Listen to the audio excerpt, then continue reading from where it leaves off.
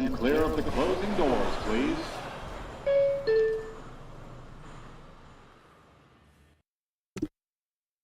You know, I almost always have on my Mets jersey after these games. I'm usually always wearing either my blue Mike Piazza jersey or my Mets road gray uniform. Today, I'm not wearing it. I refuse to wear the Mets jersey today because this is officially rock bottom for this team. This is the lowest point of 2025. There is absolutely no question about it whatsoever. The Mets come out after blowing last night, one of the most horrific games that I've seen in a long time, to the Atlanta Braves, no less, and follow it up today with one of the most lifeless, lackluster, embarrassing efforts that I have seen in quite some time. As Chris Sale just absolutely has his way and completely dominates the Mets, 1 out away from a complete game shutout. And the Mets drop their 5th consecutive game and lose this one by a final score of 5-0. Guys, what's up? I'm Tony Metro. Welcome to the stream. I see we got some people in here. What's up, everybody? Appreciate you all hopping in. There's a silver lining to all of this. There is some good news, and that is that I do officially now have the Discord call-in set up. So guys, if you do want to call into the show tonight, right now, we are going to get them started after I do my little bit of a rant here, but you can do it right down here at this Discord link. You could either type all that in, or it'd be a lot easier, just go to the description below and there is a link that will take you to my Discord server. If you don't have a Discord, unfortunately, I think you have to make one. But if you don't have one, it's pretty easy to do it. It'll put you in the waiting room. And then from there, I will put you in one by one and take your calls live on the show right here. So my goodness, let's get into this.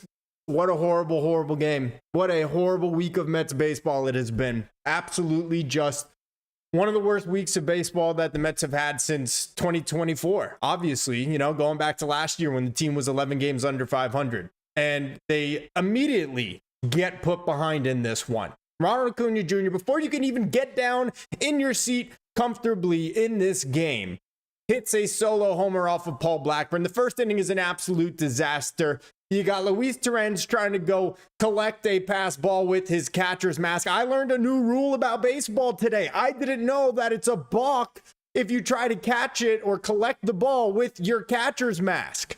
It results in a run scoring, then a sac fly, and immediately the Braves are leading 3-0. And if you're a true Mets fan, you know you could have just turned the TV off right away after that with Chris Sale on the mound. Chris Sale, who was totally done, it looked like, in his final year or two with the Red Sox, but the Atlanta Braves acquire him, and what do you know? He turns into a Cy Young pitcher again for them last year, and he pitched like a Cy Young tonight. The Braves could have stopped after Ronald Acuna's solo homer to lead this game off.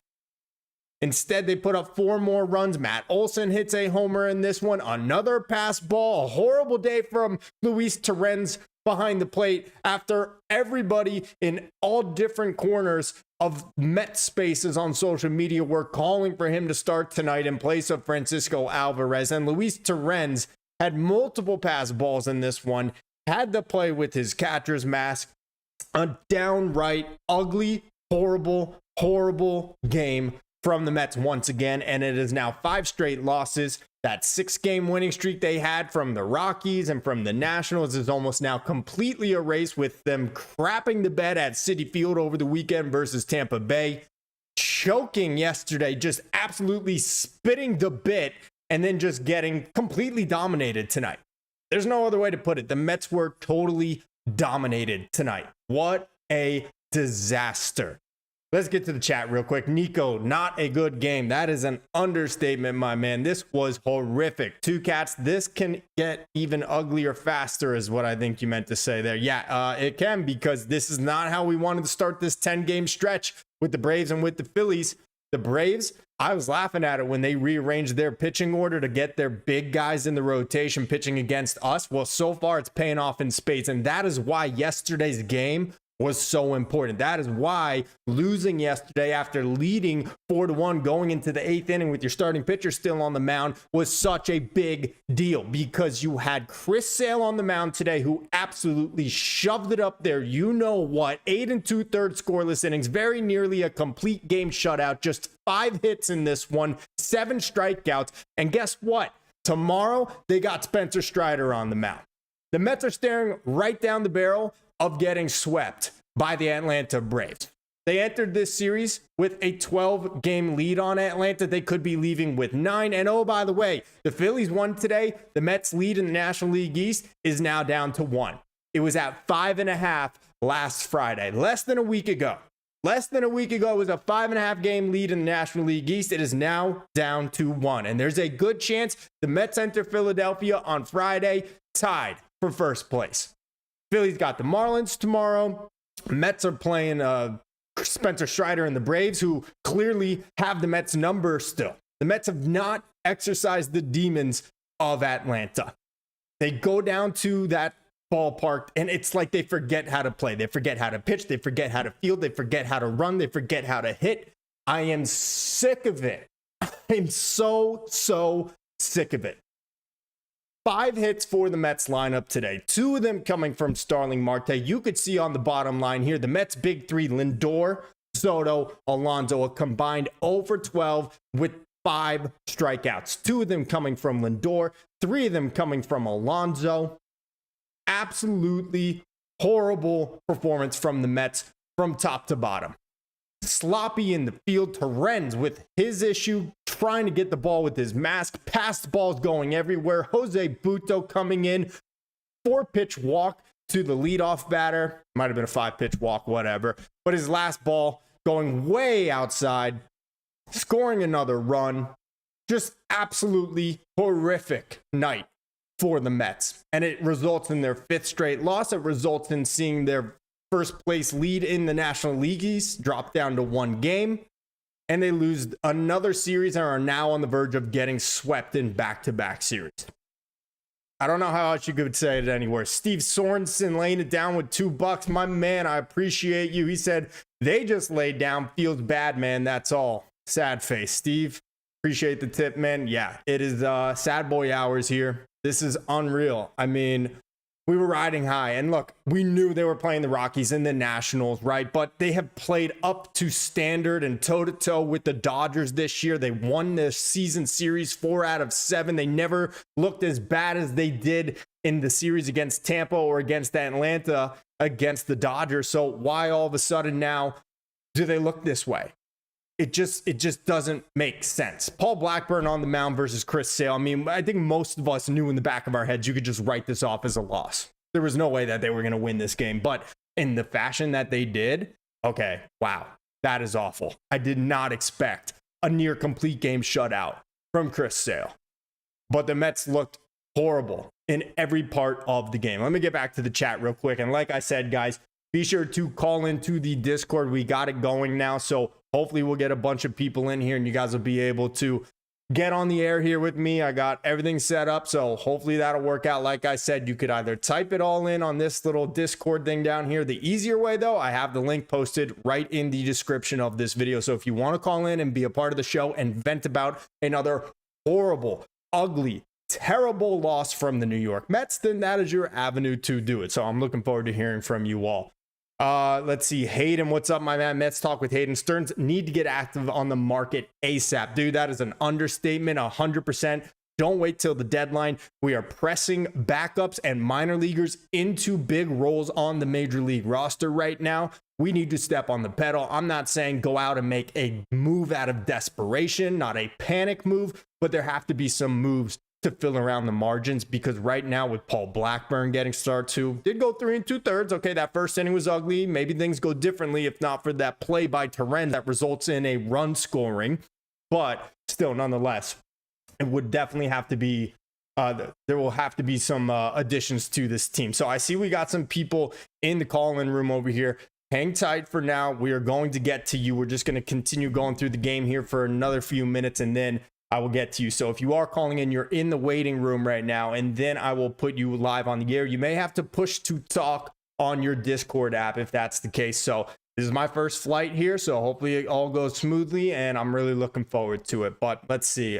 Mets Talk with Hayden. It's maybe time for a new hitting coach. A lot of people are saying that they want a new hitting coach, that they want Eric Chavez out. And yeah, I'm kind of feeling that way, if I'm being honest. This Mets lineup and the approach at the plate has been horrific for most of this year. We know the runners in scoring position has been a huge issue all season long. The Mets are the second best team in the National League as far as on base percentage, but they're 7th in the National League in scoring runs because of their inability to hit with runners in scoring position. So maybe it's time. Maybe it is time for what they did with Bobby Valentine's group outside of Jeremy Hefner. Of course, he's not going anywhere, but like they did with Bobby V back in 2000 when they fired, it might have been 99, but when they fired all of his coaching staff out from under him, it might be time for Steve Cohen, David Stearns to really closely examine what is going on with Eric Chavez.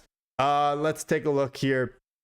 Steve Sorensen with another $2. Bro, I appreciate it. Sale was good. Should have won last night. Exactly. And again, that is why it was so important to win last night when you go into the 8th inning with a 4-1 lead, because we knew that you had Chris Sale and Spencer Strider looming in these final 2 games. So just all in all, a really brutal loss once again.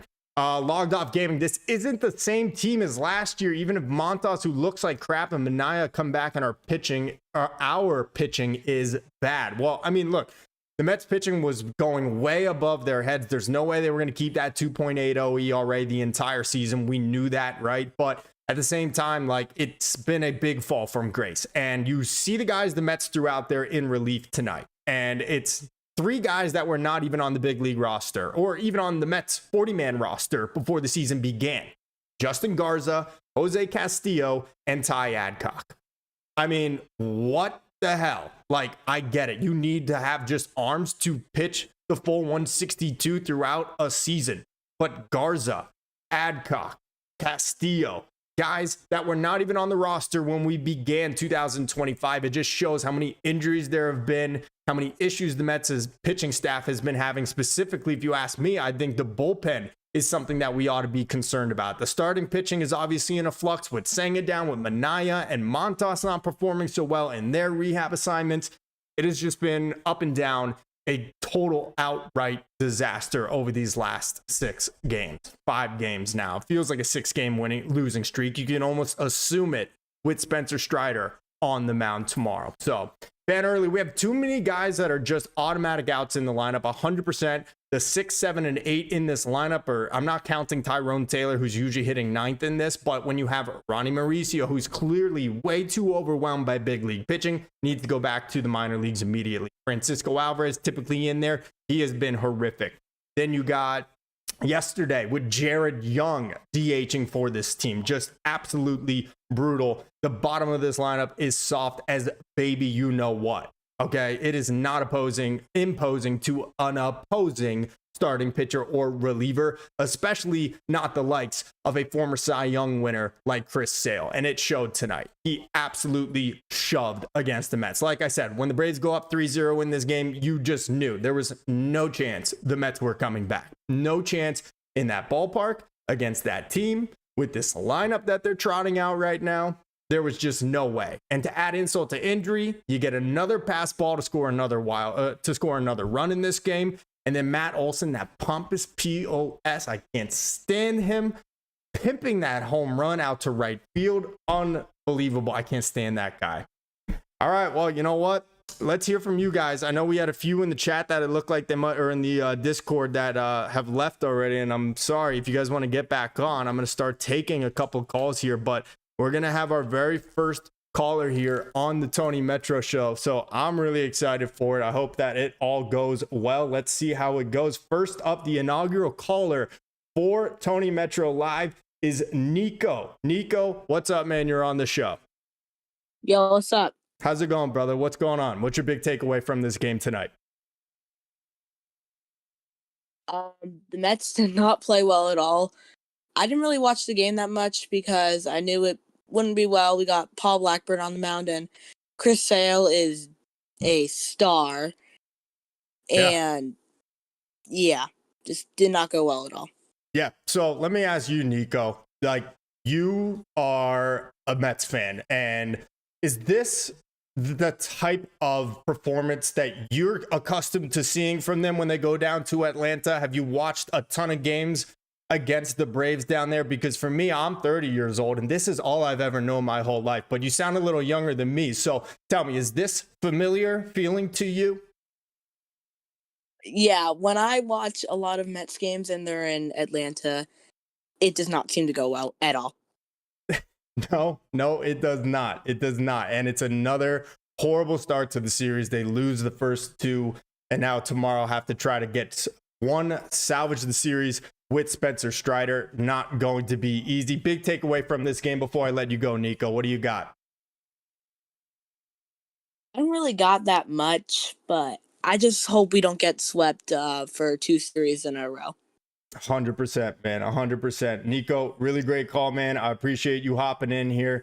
Look, that's the name of the game, right? You don't want to get swept in any series. You know, that's probably the worst thing that can happen. You can accept every now and then losing 2 out of 3 to a team, but for them to get swept by Tampa Bay and then today to lose the second game of this series and now facing down the barrel of getting swept by Atlanta, seeing them gain 3 games on the Mets. But I think, in my opinion, even worse and more important is that the Braves are getting some life breathed into them in that clubhouse. The Braves are now starting to realize, hey, 12 games back in this division, maybe not as insurmountable or as impossible as most people want to pretend like it is, because they have whooped the Mets up and down in these first 2 games. Yesterday, they did it with the comeback against the Mets bullpen. They played some great defense the late innings of that one, and they had the walk-off win. Today, they do it with their ace on the mound, a pitcher that I believe that Sale is far better than anything that the Mets have to offer in their starting rotation.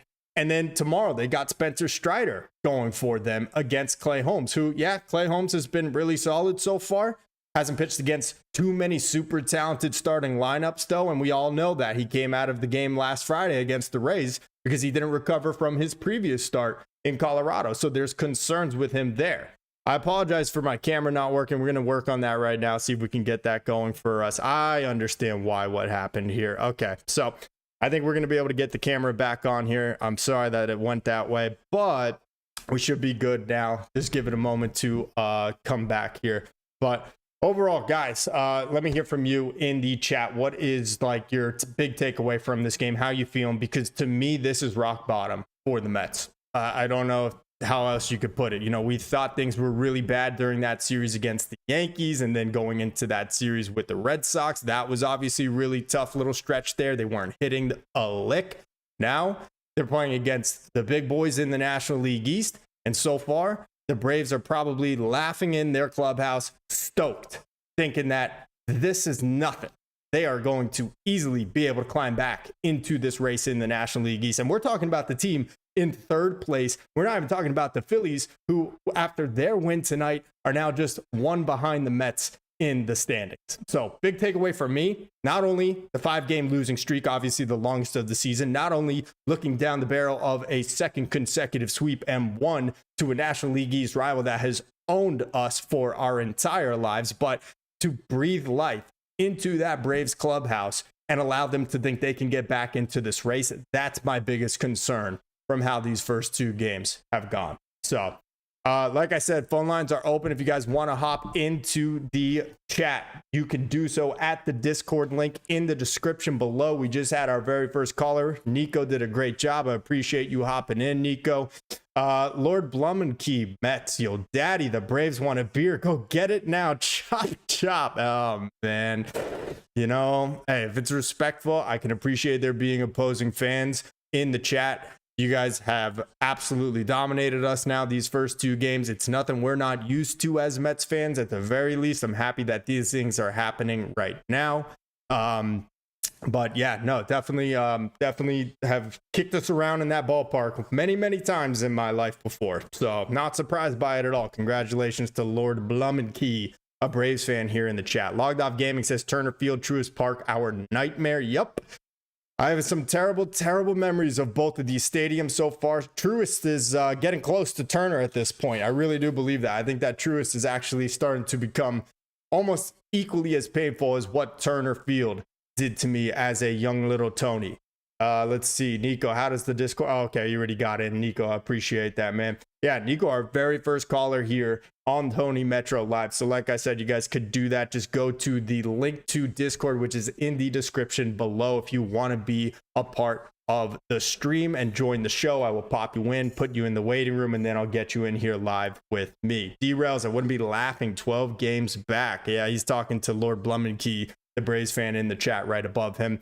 Look, it's 12 games back now. I think it's what? It's got to be 10 at this point, I believe. Let's take a look at the ML or the NL East standings really quickly. I'm pretty sure that with the win tonight, the Braves are 11 games back. Okay, so they are still 11 games back. If they win tomorrow, they can move it to 10. But like I said, of more import is that the Phillies have now brought it down to a 1-game lead in the East. So, look, we can't rest on our laurels. This has just been such an infuriating 5-game streak. I keep saying 6 because it feels almost automatic. The Mets are losing tomorrow with Spencer Strider on the mound.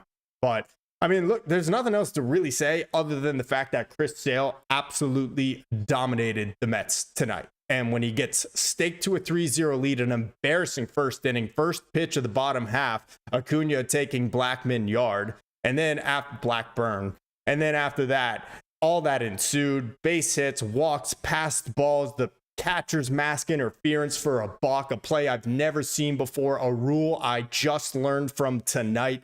It's just been finding a new way to embarrass themselves every single time the Mets go down to Atlanta. So it is such a brutal, brutal week of Mets baseball, you guys. Like I said, not wearing the jersey today. The Mets do not deserve for me to wear their jersey with the way they have performed over these last 5 games. So that's how I'm feeling about things.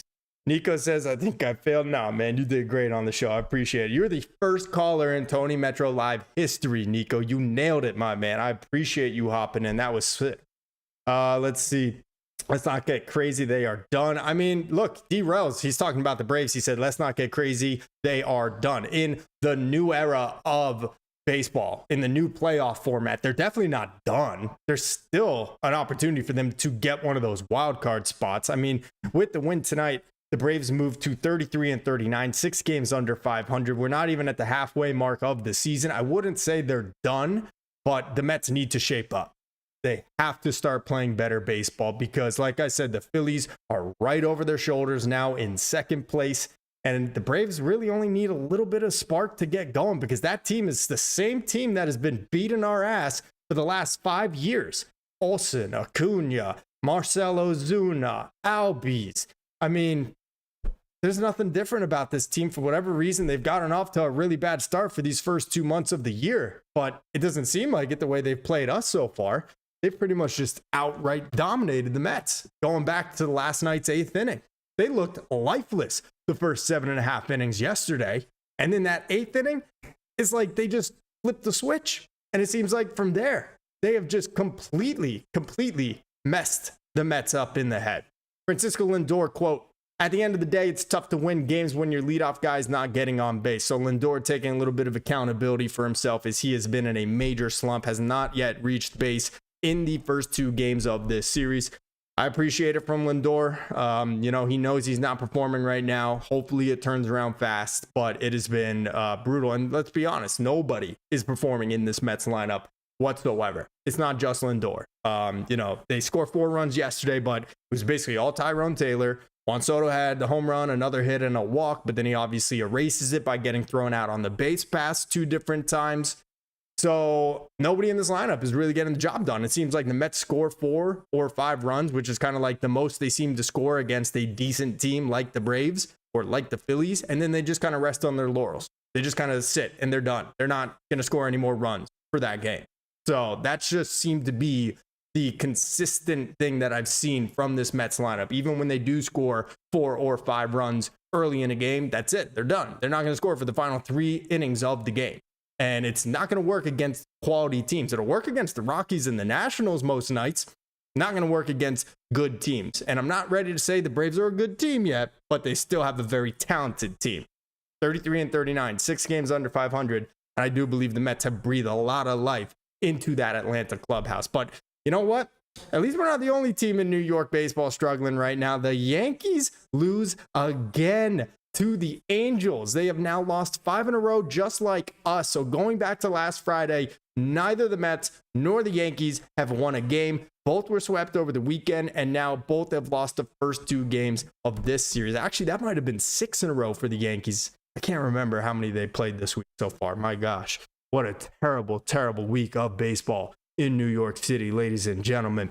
Abdul, I don't think I've ever seen both Yankees and oh, there you go. Perfect timing. I didn't even see your chat before that. Absol says, I don't think I've ever seen both Yankees and Mets on crazy losing streaks together at the same time like this. Yankees 6 in a row, Mets 5th in a row. Thank you for confirming that, Absol. Yes, 5th in a row for the Mets. Obviously, Yankees lose their 6th in a row. I mean, you know, they lost to the Angels, though. At least the Mets played the Rays. And then, you know, even though the Braves haven't had a good season by record to this point, they're definitely a far better team and more talented than the Angels. But crazy times right now.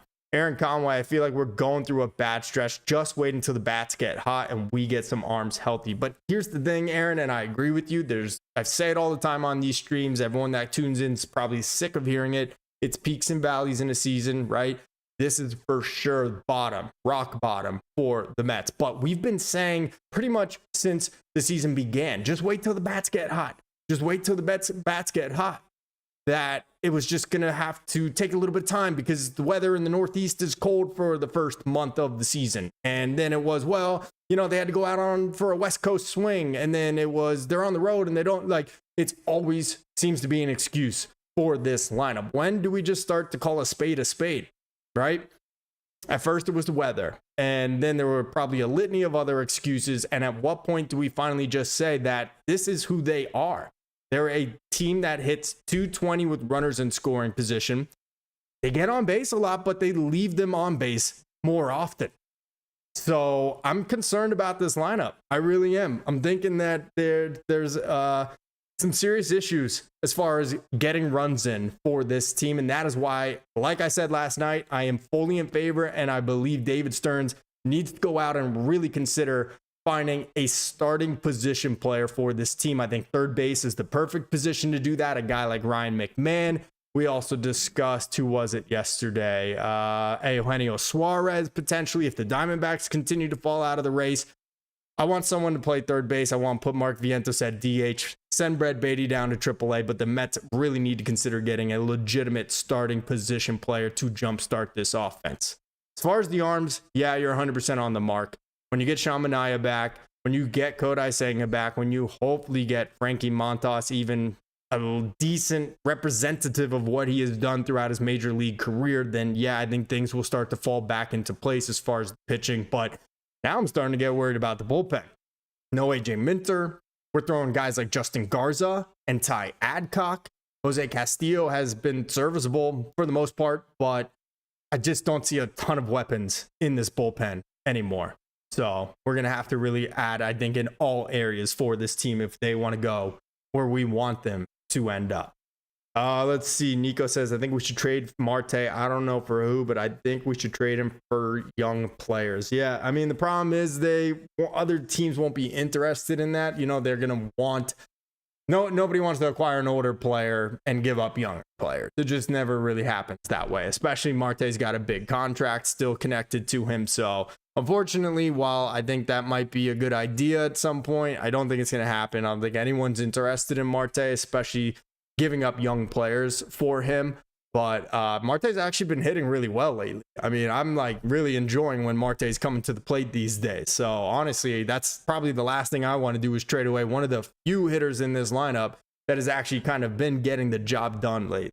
So we had 2 others in the call-in, but I don't see them anymore. But if you guys do want to be a part of the show and join on a live phone call, be sure to get onto Discord. The link to that is in the description below.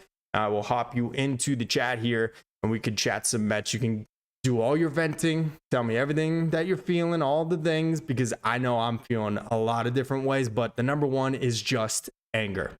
Anger at the Mets for blowing yesterday's game, because a chance with the Phillies losing last night to stop the 3-game losing streak that they entered this series with And knowing that Chris Sale was on the mound today and Spencer Strider to follow him tomorrow, yesterday's game made me so angry. And today only made it worse.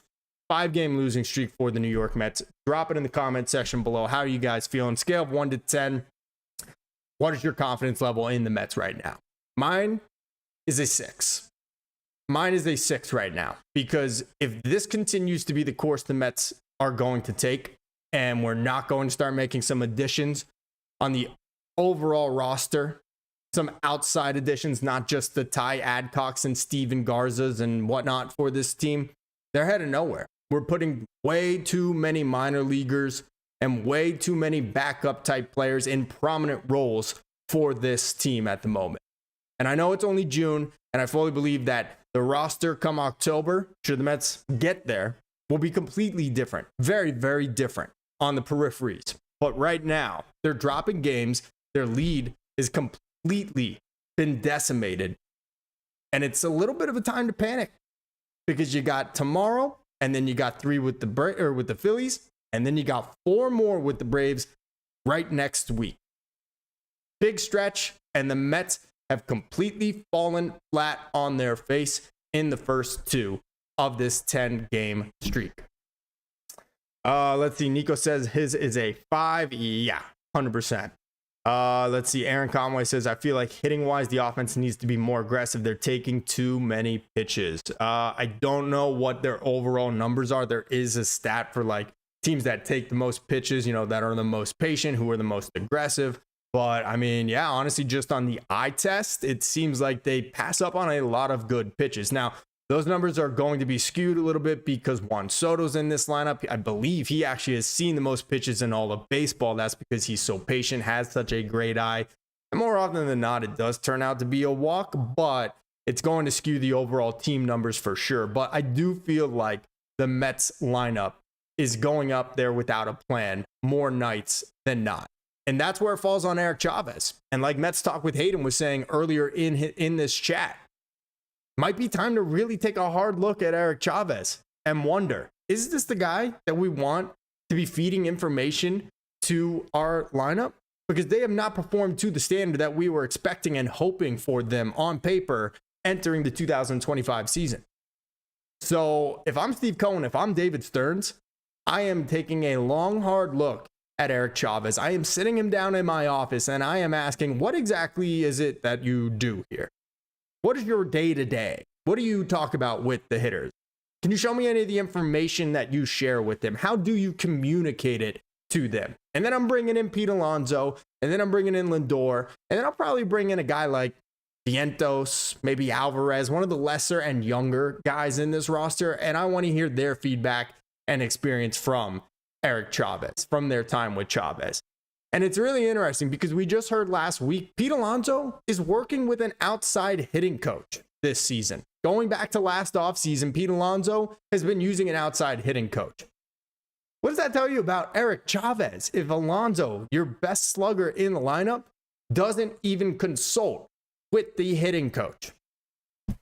Something ain't right there. Something ain't right there if you ask me. Logged Off Gaming, Alvarez and Torrens must have had bad Atlanta water playing like that. Sheesh. Oh, man. It's crazy because all day on social media, Mets fans have been calling for Alvarez's job, calling for him to get back down to AAA. I myself said it as well. And then you have Luis Torrens tonight commit one of the weirdest plays of all time. I've never seen it before. Didn't even know that it was a rule. Touching the ball with the catcher's mask. Automatic balk, I guess you want to call it, whatever it's defined as, advances all of the runners a base, ends up scoring a run. He had 2 more pass balls. Just an unbelievably brutal performance from the Mets catchers in these first 2 games. And that didn't end up costing them the game. Let's be real. Paul Blackburn put himself in trouble in the first there. Obviously gives up the solo dong to Acuna to lead off the game. But man, what a bad look for the Mets catchers in these first 2 games down in Atlanta. Oh boy. Yeah, it's been bad. Let's take a look at the lineup from today. There's really not a whole lot to talk about because the Mets only got 5 hits, and we know that 2 of them were from Starling Marte. He had an infield single in the first. Brandon Nimmo had one there in the ninth. The only reason that Chris Sale did not end up throwing his complete game shutout, finishing just an out short. But otherwise, we had Tyrone Taylor with a base hit and Jeff McNeil with a base hit. And that is the entire Mets offense. That is why here on the highlights, you don't see any highlights of the Mets offense. You only see Chris Sale just absolutely shoving against them because the Mets had 5 total hits. They strike out 7 times, 3 of them from Pete Alonso, 2 of them from Francisco Lindor. Nimmo had 1, Mauricio had 1, another hitless day for him. By the way, Mauricio now down to 171 so far on the season. It is high time he tails it back to AAA. I mean, we cannot wait to get Mark Vientos back from the injured list. They desperately need him. He is about to begin his rehab assignment on Thursday with the Syracuse Mets. Thank goodness. Please get back healthy. We need you so bad. Let's see. Logged Off Gaming says Marte, the old man, running out that 1 base hit. Yeah, I mean, Marte, you know, for whatever age he is now, 36 years old, still can get it, man. He can run. Like, he picks them up and he puts them down. A guy takes a real good care of his body. He's an Adonis, right? So credit to Marte, you know, always hustling. I've always loved Marte. Even when he was going bad earlier in the year, I've always said, look, first of all, no one's going to trade for him. Second of all, I think he's a hard-nosed, really solid player, always hustling. And it looks like he's starting to come around now. Looks like he is starting to finally hit again. So I'm really pumped about that. Good for Starling Marte. Earl Daly, as much as we suck against the Braves, we play better against the Phillies. This is definitely a bad stretch, but we will get it together. That is 1,000% true. Yeah, we, for whatever reason, just have this mental block against the Atlanta Braves. I don't get it, but it's just the way it is. But when we play the Phillies, I definitely don't feel as much pressure as a fan. Like, I definitely feel far more confident when the Mets are playing the Phillies than when they're playing the Braves. So look, it's a big series this weekend though. And there have been a couple series there in Citizens Bank Park where the Mets did not play so well over the last couple years. Obviously did pretty well last year in the National League Division Series. So, hey, who knows? But yeah, I don't know. We will see. But they got to get it together. They've got to get it together, and they have got to get it together fast, because we were expecting that hopefully they would split these first 2, give yourself a shot for the series win tomorrow against Spencer Strider, and instead they spit the bit on Tuesday night. Tonight they just get outright dominated, and now potentially looking at back-to-back sweeps and starting this 10-game stretch with 3 losses to the Braves. Not ideal at all. Buzz Bass, what's up? They desperately need another guy who's underperforming as well. Vientos has lost this season. I mean, they desperately need him back more than Ronnie Mauricio's 171 batting average, right? I mean, I'm not saying that he's going to save this team, but he'd be a huge upgrade over Ronnie Mauricio. No Brett Beatty still because of this groin issue. So, I mean, not that he's an upgrade very much over Mauricio, but I know Mark Vientos has been struggling this year, but he's definitely an upgrade of what we've gotten out of Ronnie. That's all I'm saying. Him prods, hi, I'm finally here. He. Hey, what's up, man? How's it going? Yeah, I mean, this is just such a brutal game. So for Chris Sale, ends up going 8 2/3, gives up 5 hits, strikes out 7. The dude has a 2.52 ERA on the year. Leave it to the Braves, right? They pick him up for cheap from Boston. You know, everybody thought he was done after his tenure there. He had Tommy John surgery. I remember seeing videos of him throwing stuff and equipment in the tunnel after a bad rehab start in the minor leagues, and we're thinking his career is done. And what happens? He goes to the Atlanta Braves and returns immediately to Cy Young form. Shocker. The Braves moved their rotation around this week, so that Sale will have to face the Mets this series and in the next one. And it's looking like a genius move for them at this point, because they take the first 2 in very convincing fashion. They have closed it down to an 11-game lead. Ooh, really bad night for the Mets, guys. Really bad week. Logged Off Gaming, best part was SMY broadcast. Blooper voicing Gary and Keith. Yeah, I can't like Blooper. I'm sorry. He's the Braves mascot, just like I hate the Philly fanatic. Not for me. It's Mr. Met or die. That's it. No one else should have a mascot. Just Mr. Met. But that was pretty funny. They handled that really well. Buzz Bass, 25 is done. They're not doing anything this year. Ooh. Buzz Bass not feeling very confident in the 2025 Mets. Too many times this hitting has been letting them down, and now the pitching has holes. I mean, look, it's a long ass season, and last year the hitting wasn't performing in the first half the way we were expecting it to, and then all of a sudden they turned it around. You want to call it OMG and Jose Iglesias and all that, okay, whatever, but the truth is they don't ever seem to live up to the expectations offensively. It just seems to be something that plagues this franchise. They always come into, not always, but when they come into a season with a really impressive lineup on paper, it never seems to live up to expectations. Only time I can really recall was 2006, where we came into that year knowing it was David Wright and Carlos Beltran and Delgado. And then you got contributions from guys like Paul LaDuca and Jose Valentin. And then before they traded him, Xavier Nady. And other than that, any other time the Mets have entered a season and all the press was saying how good their lineup was going to be, and all of us as fans were so hyped about it, it didn't ever truly live up to the expectation. Maybe 2022, but even then, we kind of saw that one. It was smoke and mirrors for the most part, right? It was like they were hitting the ball off the third base bag and it was trickling out into foul territory and turned into a double. It seemed like that was happening all year for guys like Mark Canha and Eduardo Escobar. But it's just been a really frustrating last week for sure. So I understand a lot of us are starting to feel like the season is going down the crapper and like the walls are closing in. I'm not ready to say that, but this has been a bad week of Mets baseball, and I am saying they need to turn it around, and they need to turn it around fast. They are not quite at that cliff, but they are steamrolling toward it, and I don't want to be here for it. That sounds horrible. I need them to turn this around. This has been such a unenjoyable last week of New York Mets baseball. Let's see him. Would you take Acuna if we gave up Lino? I don't know who Lino is. Linot. I'm not sure who that is. Honestly, you'd have to tell me who you're talking about there. Him. Buzz Bass. Once they traded Nady, by the way, they went south. Yep, 100%. So if the Mets do turn things around, I am putting an embargo on any Mets player this year getting into a cab. Because what happened was, and I know you know Buzz Bass, but for those that don't, we're talking 2006 Mets here for a moment.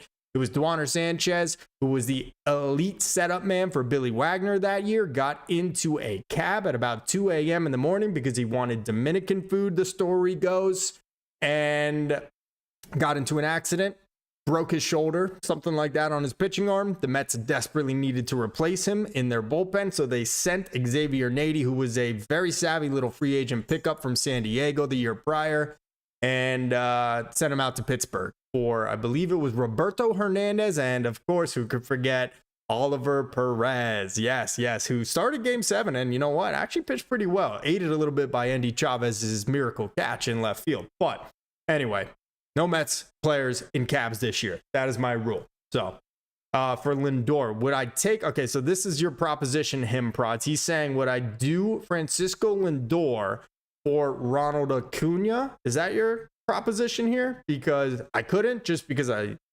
love Lindor. He's one of us now, and I think they're equally as talented of players at this point. Although Acuna, he's really good. But no, I probably wouldn't do that, especially with him coming off the ACL thing. Plus, I just hate him. He's the worst. He's such an annoying guy. But not a bad proposition. Earl says, I live in North Carolina. I could simply take the ride to Atlanta, but I can't step foot in that stadium. Earl, I can relate to that very much because I lived in LA for a long time and I have watched many terrible Mets endings at Dodger Stadium. And it came to a point where I finally just said, I can't step foot in the stadium anymore. It's just not worth it. The fans there were super unruly and just total jerks anyway.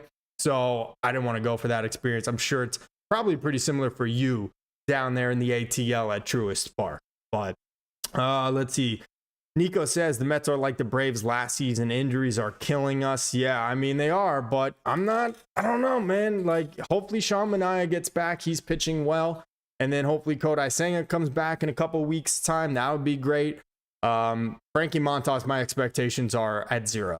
I don't expect to get anything out of Frankie Montas. Anything is a bonus at this point. He had another rehab assignment today.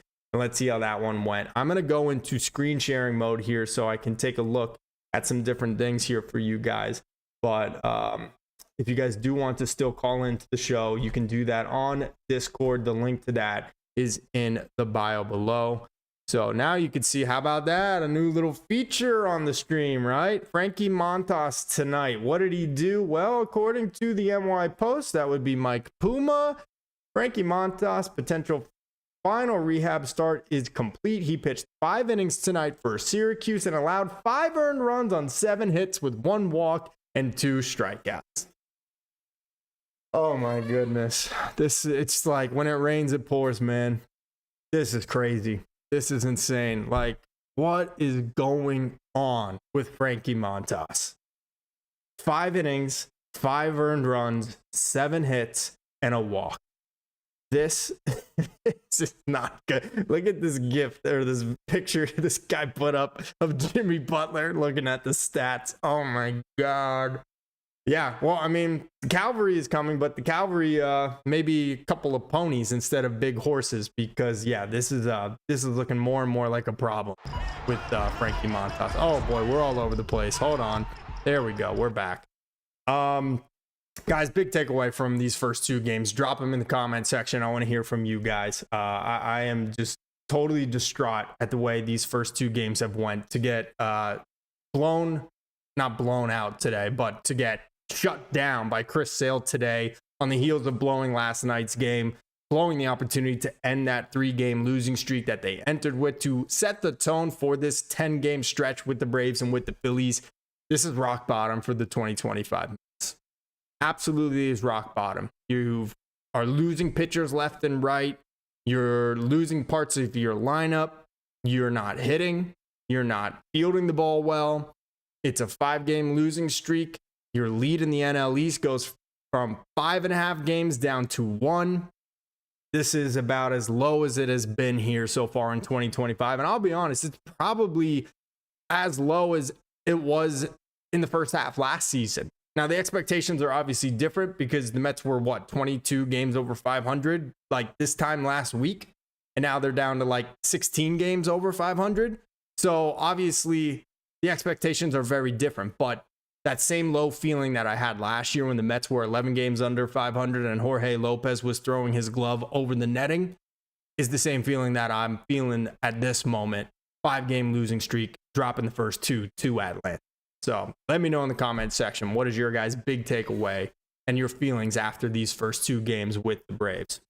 Let's see. Ben Early was at the game last night. Thankfully, I left after the top of the 8th right before the collapse. Yeah, man, you're lucky for that. I mean, they still lost, but at least you didn't have to be in the building for it, because that is always the absolute worst feeling in the world when you are an away fan and the home team has a walk-off win. I cannot one of the worst feelings as a fan in sports, if you ask me. It's like just a terrible, terrible. Let's see. Buzz Bass says, anyway, you can stop playing those clips over and over. Once is enough. Nope, actually I can't. Him Prods, when do you think the Mets will win the World Series? I mean, hopefully this year, but I wouldn't look too smart if I was saying that right now after the way they've looked these first 2 games and after the way they've looked over the last week. So, look, I think this can be a World Series team at full health and with some additions to this roster, because I can't watch Jared Young DH anymore. I can't watch Brett Beatty get the majority of starts at third base anymore. I can't watch Tyler McGill and Paul Blackburn make starts, and I can't watch Ty Adcock and Garza and all the other misfit toys pitch for this team the way that they have been recently. And again, I understand that it's a long season and that the Mets need to get healthy and they need to get through a full 162. And it takes more than just 26 guys. It takes more than just the 26 that you start the season with, but it's coming now to a point where it's hurting their bottom line, their win-loss record. And that is why I believe that there should be no reason to wait around, and David Stern should actively be seeking improvement now. I'm not talking big game hunting. I'm not talking going out and trying to catch the 500-pound tuna. I'm just saying there have to be some trades to be made out there that can improve the margins, the periphery of this team now. Again, I'm talking about a relief pitcher that can assume the role that Adcock and Garza and Waddell have assumed at different times throughout the season. I'm talking about a guy that you can have replace what Mauricio has been doing so for the last 3 weeks or so. hitting 171, by the way. It's time to go back down to AAA. Go back to the sandbox, Ronnie. I'm talking about those types of additions. Maybe getting another swingman, because if you ask me, I think Tyler McGill is done for the year. They said it's elbow inflammation. That screams UCL. That screams Tommy John surgery. And we're talking about a guy that we have been totally putting in the ringer for the last 3 weeks because of his performance. It's not even like we really, truly want Tyler McGill to be a big part of this starting rotation, but he has had to be because of the injuries. So now to lose him, and to have Frankie Montas, who we just showed the graphic here of his final rehab start tonight. 5 innings, 5 earned runs on 7 hits. To have all these things pop up with the starting rotation, there's got to be some additions made to this roster. And I am asking David Stearns to get it done now. Him prods later, man. See ya. Let me see who else. Anyway, can you stop? Earl Daly, I heard he gave up 5 runs. Yep, about Montas. Liquid logged off gaming. I was happy with Severino and Quintana. Now, I think that might have been the biggest miss. And look, it's hard to say because, again, the Mets had the best starting pitching staff in the first 2 months of this season. But when Quintana was available, when we learned that Montas and Minaya went down in February, the Brewers signed him for like 1 year and like $6 million. Now, granted, the Mets were over the luxury tax threshold, so that would have meant double the amount of money for Steve Cohen to pay. But if he would have signed off on it, and I'm David Stearns, I would have absolutely brought Quintana back. He was nails down the stretch last year, nails in October. Familiar with the Mets, obviously, pitching with them over the last 2 seasons. I think that was one of the big misses from this past offseason for David Stearns, to not bring in a guy that offers a lot of stability in Jose Quintana. So good call by you there, Logged Off Gaming. It doesn't look like it's been going so well for Luis Severino out in oh no, did the stream end? Oh wait, are we still here? Hold on, folks. Hold on. Oh, we're still here. There we go. Okay. Yeah, it doesn't look like it's been going so well for Luis Severino out in Oakland, which breaks my heart, if I'm being honest. I really, really love Luis Severino after the way he went from the Yankees to the Mets, traded in those ugly pinstripes for the beautiful blue ones that we have, and pitched as well as he did for them last season. So I was disappointed to see Severino go. He got a good contract. He actually turned out to be the highest paid player in athletics history. A team that goes back 150 years. I mean, insane. But anyway, besides the point, yeah, I guess Severino's not been pitching so well for Oakland or West Sacramento, whatever they're going by. Let's see. Buzz Bass says, Montas sucks. Can't understand why they signed the guy. And I mean, exactly, like they signed him before we knew that, well, they signed him and then he got injured. So, I mean, we could have done Quintana instead altogether. I think that would have been a far better move. But I don't know. David Stearns obviously saw something in Frankie Montas, maybe a 2-month injured list stint, and then coming back with the 15 ERA and his 5 minor league rehab assignments. Is that what David Stearns saw? Because that's what I'm seeing right now. Let's see. Nico, to be honest, I don't know what game takeaway means. Okay, so Nico, what is what you're feeling? What's your biggest takeaway? As in, like, what was the most how do I word this? What do you mean you don't know takeaway? I don't know. Just tell me how you're feeling after the game when I say that. You're funny, man. Buzz Bass, imagine if Luis Angel Acuna had a fraction of his brother's talent. He's been a flop, a pinch runner, and late inning replacement. I mean, that was kind of like the story on Acuna when we acquired him. There was like raw potential, and not just because he shares the last name and is the brother of one of the top superstars in Major League Baseball, but when the Mets traded for Luis Angel Acuna, when they sent Max Scherzer to the Texas Rangers, it was, yeah, he's got some pop. He's got a lot of speed. He's a good fielder, but he probably isn't going to be a star. He could, but he's probably not. And so far, I mean, he's been a dud, 100%. It's frustrating. Hasn't even sniffed it. Well, he pinch ran yesterday, so I guess he sniffed the field a little bit yesterday. But meanwhile, his brother on the other end is making game-saving catches in the 9th inning and hitting leadoff home runs against us, of course, because it's the Braves and we're the Mets, because that's always how it goes, right? Buzz Bass, you're 2086. Buzz Bass, you're referring to when someone asked above, when do you think the Mets will win the World Series? If I won't make it that long. I will not make it that long. I would be 88 by that time. Yeah, 80, no, 92. I would be 92 in the year 2086. So I don't think that I'll ever get to see a Mets World Series if that is the case. So I hope you're wrong about that. But him Prod's got to go. Bye. See you, man. Appreciate you tuning in. Nico says, I think Brosban's a good pitcher, but he should not go in the ninth. Blows a ton of saves. Yeah, I mean, unfortunately, he's just been thrust into duty often in that role lately. You know, yesterday he comes in and I mean, look, I don't envy any relief pitcher that needs to come into the new ghost runner on second rule extra inning because it's just unfair. It's just unfair unless you're Raisel Iglesias and you have Ronnie Mauricio, Francisco Alvarez, and who was the other guy? Oh, Jared Young. That was the Mets' 3 batters in the top of the 10th yesterday with the ghost runner on. So that was easy for him. But anyway, back to Brosban. I don't envy anyone that's got to come into one of those situations with the ghost runner on second. It's unfair. But Brosban has, for the most part, been really solid for the team. But yeah, he's been pitching in those situations a lot lately. And part of that's just because this bullpen is getting thinner and thinner by the day. You know, Blackburn comes in, pitches as a starter today. He did not pitch effectively as a reliever anyway. We know AJ Minter was done. No Danny Young.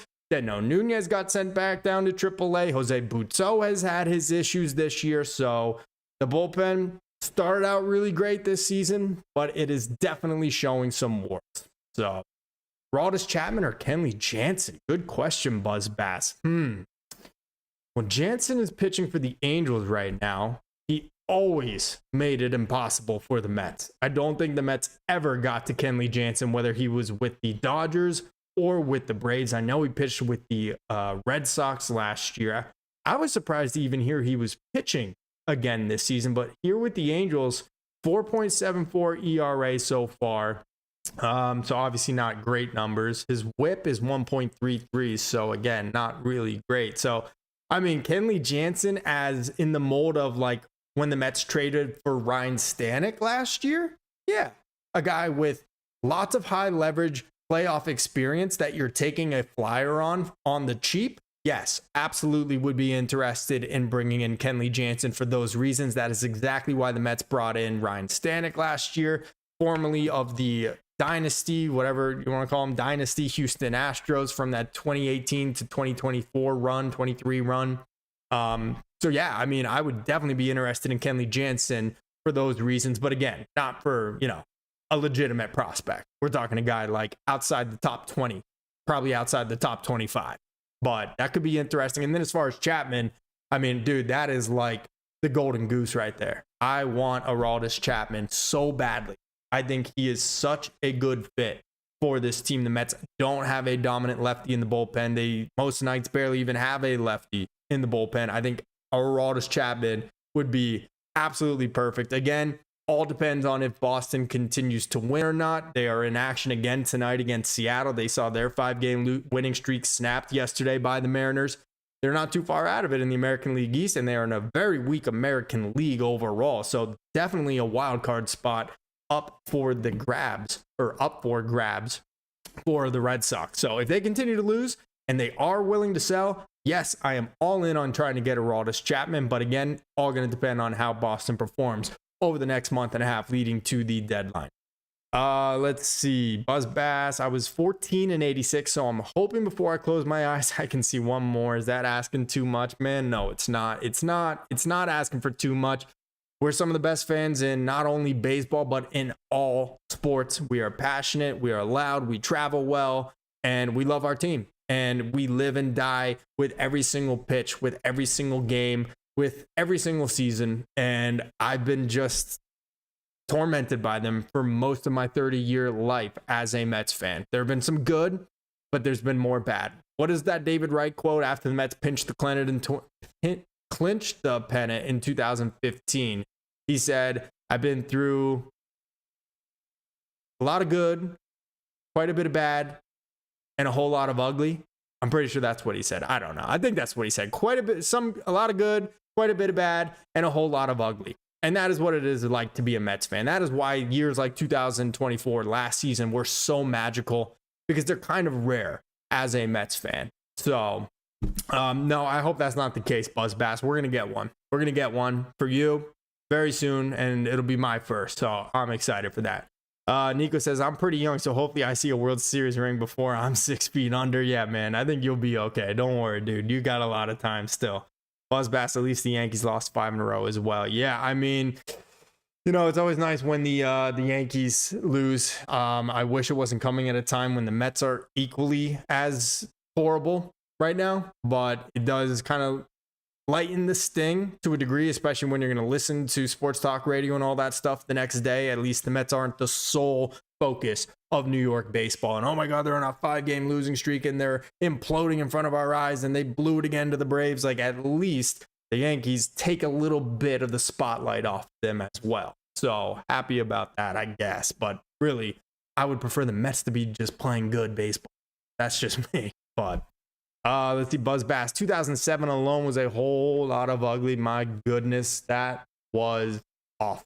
I would have been in 7th grade at that time, and that was a horrible, horrible season the way it went down. Just watching it slip through their fingers, it was such a horrible season in 2007. Absolute worst. Just really, really tough. But whew.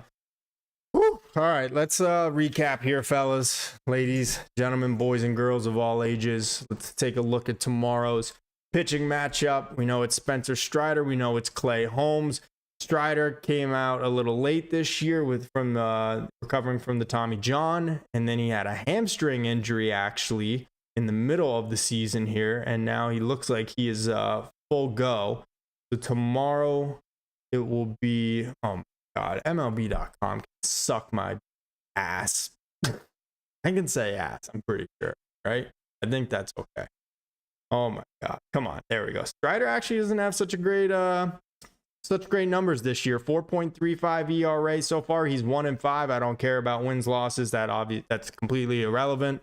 But 4.35 ERA overall. The Mets' best numbers in the lineup are probably from Francisco Lindor, hitting .375 and 16 at bats with 2 RBIs. Pete Alonso only 167, but does have 5 RBIs and 12 at bats.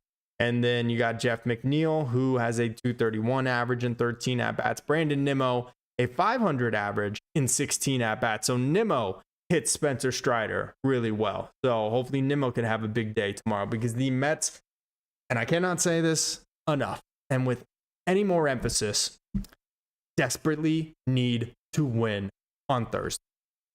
The Mets cannot get swept by the Atlanta Braves. It cannot happen. They cannot begin this 10-game stretch with them and with the Phillies by getting swept by Atlanta. They just can't. They need to find a way to get to Strider early in this game, put some runs on the board, work his pitch count up, make that bullpen finally have to do something, because they essentially had an off day today, and get to Strider and win this ball game tomorrow. They cannot let the Braves sweep them. You go into Philly then on a 6-game losing streak, who you know will just be absolutely licking their chops, with a chance to take over first place by the end of Friday night's game. The Mets have to find a way to win tomorrow. I'm not saying the season's over if they don't. But what I will say is that cliff I've been talking about, it gets about 10 feet closer, and we're only about 30 feet away. They've got to find a way to put the brakes on this disastrous streak right now and get a W tomorrow. So I'm hoping, I'm praying. I don't love, what I've seen in these last 5 games. I don't like what I've seen in these first 2 with Atlanta, but I still believe this is a talented Mets roster. I know that Soto is an all-time type of hitter. I know that Francisco Lindor is a potential MVP candidate. I know Pete Alonso is one of the best sluggers in all of baseball. Jeff McNeil has been having a great season. Starling Marte has been coming around lately. And I know that Clay Holmes has pitched well for this team. For whatever reason, though, when they go to Atlanta, again, it could be different players, it could be different uniforms, it could be different coaches and managers and owners of the team. The Mets have this weird mental break when they get into Atlanta and they're looking down the barrel of those horrible, ugly, terrible uniforms. So hopefully the Mets, at the very least, can salvage the finale tomorrow, pick themselves up, dust themselves off, head to Philly, take care of business there, win 2 out of 3, and all of a sudden, you're 3-3 over the first 6 games of this 10-game stretch with the 2 chief opponents in the National League East. I don't think it's asking for too much. Win tomorrow. Win tomorrow. Philly's a whole new slate. Try to win that series. You do that, and you are 3-3 through these first 6 games with the Phillies and with the Braves. So that's how I'll try to leave it, as a rational little expose of that word didn't make sense there, but a little rational part here to end the stream. But we'll see. Buzz Bass, great video as always, Tony. Thank you. See you on the next one. Buzz Bass, I appreciate you always tuning in, my man. Thank you. Ray, agreed. Yes, sir. We got to get one tomorrow. Got to get one tomorrow. Nico says, if we get swept by the filthies of God, we can kiss the number 1 seed for the rest of the season goodbye. Yeah, that could be tough to overcome 100%. That might be really difficult to overcome if the Mets, even if they win tomorrow, but if they get swept by the Phillies then in Philadelphia, that might be very difficult to overcome, Nico. You're not wrong about that.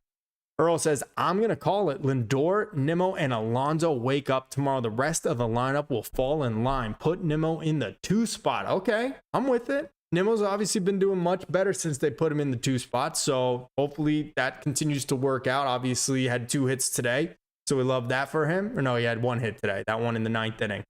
But I like the prediction. The big boys getting up in this one. No Soto in that list that you put up right there, but that's okay. I don't care who it is. It could be Jared Young. I hope he's not in the lineup tomorrow, but it could be him if it was. And he had 2 home runs tomorrow. Don't care who does it. Don't care how it gets done. Don't care if the sky lights somebody on fire trying to catch a fly ball for the Braves tomorrow. Obviously, I don't want anyone to get hurt. I'm kidding. But my point is, I don't care how it happens. The Mets just have to have a win tomorrow. The Mets have to have a win tomorrow.